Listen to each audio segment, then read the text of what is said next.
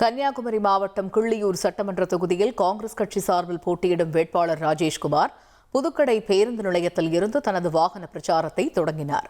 திறந்தவெளி வாகனத்தில் நின்றபடி அவர் ஊராக சென்று மக்களை நேரில் சந்தித்து வாக்கு சேகரித்தார்.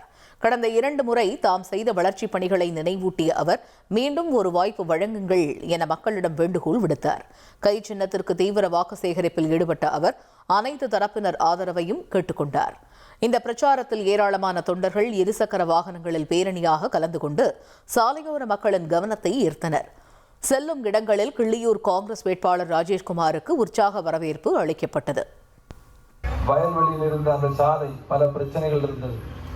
அந்த பிரச்சனைகளை எல்லாம் முடிவுக்கு கொண்டு வந்து இன்றைக்கு அந்த சாலை இங்கிருந்து மற்ற பகுதிக்கு அது ஜாயின் பண்ணக்கூடிய அளவில், ஏன்னா அன்னைக்கு அந்த இடம் எல்லாம் நிறைய பிரச்சனை இருந்தது.